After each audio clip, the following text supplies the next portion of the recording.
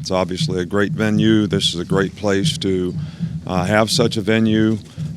Indianapolis has got a lot of traditions here, whether it's the combine, whatever it is, and we spent some time here in the past, and this is a great city, and our players are certainly looking forward to the challenge. Mr. Hancock and the college football playoff group do a great job to create a great opportunity for teams that make it here, and Georgia's got a great team, and it's going to be a great challenge for us, and really proud of the way our team has persevered this year to create this opportunity for themselves. So we're also looking forward to that. You always talk about the importance of prep. It's been good. It's not a normal routine, for players to be away from home for a week, come home, have a couple days off, start on a new game, travel today after practice. But the focus has been good. The players have been good. What's the most important thing in a rematch game like this? Well, but, I also think that, a lot of players want to play in the NFL someday. So this is something that's a common occurrence. You play all the teams in your division twice. So that means you're going to play the same team twice. I don't think college players are actually used to that.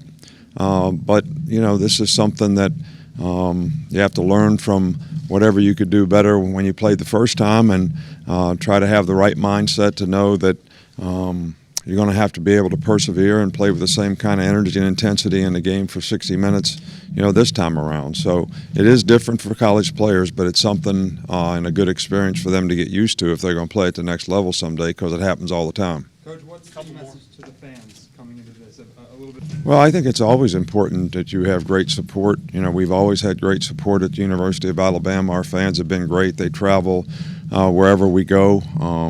They've got great energy and enthusiasm and lots of passion, and obviously, that kind of support and enthusiasm will be helpful to our players in the game and much appreciated. Last one. How are the players adjusting to the... Well, I can't really answer that. It was pretty cold in Tuscaloosa the last day or two, not this cold, but I told them to be ready for the cold. It's something that most of our players are not used to. At least we're not going to have to play in it, so they can get used to it from the plane to the bus, and stay in a hotel most of the time and play indoors. They should be okay. All right. All right, thank you all. Appreciate it.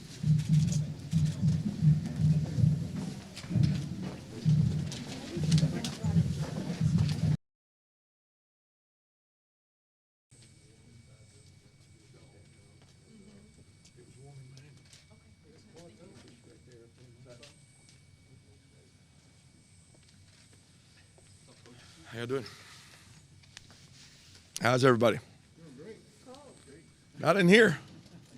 Feels good. What's the mood for these guys landing on the ground for you? The mood's great.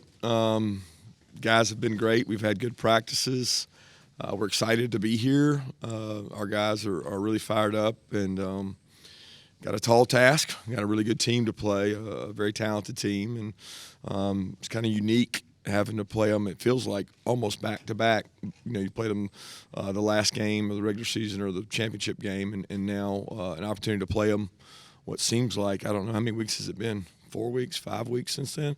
And you look at that tape, you look at other tape, you try to find things you can do differently, things maybe you can do better. And our guys have worked really hard on that. So I'm excited for them to get an opportunity to play. We're not completely done. We get to have a practice here and keep getting better and finding things we can change, but certainly excited.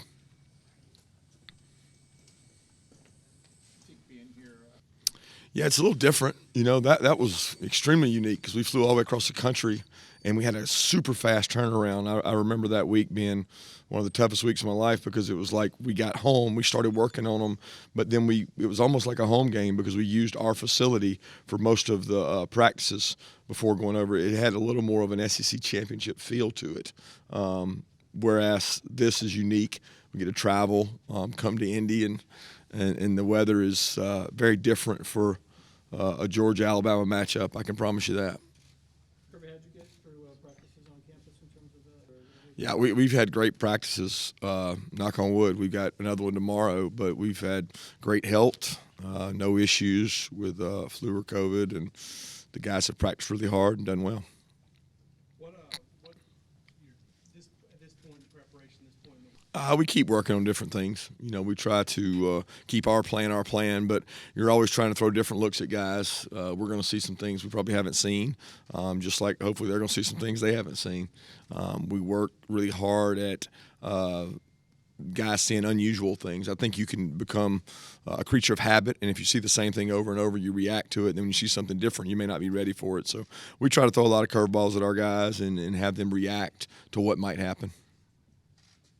Stetson Bennett said something, I think it was earlier this week, about I think everybody does it a different way. I mean, you every guy's unique. We've got some really young players that probably will have more anxiety, but that anxiety is going to be way down because of the games they've played in. This team opened with Clemson. That was a really big game. I mean, a really big game. Went on the road at Auburn and played with a lot of guys injured and sick and out. They've played in some big stages now, SEC Championship, the Orange Bowl. So what happens is you get a little more comfortable when you get in those environments. And we've got some older players that they've played well in all those environments. But you need your young players and your guys in their first and second year to play well in moments like this, and you obviously need your older players to lead them to do that. How is it different, though, Kirby, this second time around against that? Well, I don't know how it's different yet. I mean, the preparation's been different. We know more about what we did wrong, what we did well, what we can improve on. I mean, it's very consistent in the game of football. And it's boring for y'all. But if you don't win third down, you don't win red area, and you don't win turnovers, you're probably not going to like the outcome. So if you took the stat line and reversed it, then it would be just the reverse. You can't have multiple turnovers. You can't lose third down. You can't lose red area, all those critical situations, and expect to do well. So those are things that we've tried to harp on and try to do them better. Coach, is it fair to say that a lot of your players, this is the coldest temperatures they've ever faced, a lot different than being in Miami a week ago? Yeah, it's fair to say that. When we got on the buses and the planes, I was like, I just had a sports coat on. I didn't have a jacket. Luckily, my wife brought this jacket for me because she was prepared. But our players were all winter coated up, and so they're all warm. I told them they weren't going to be outside much.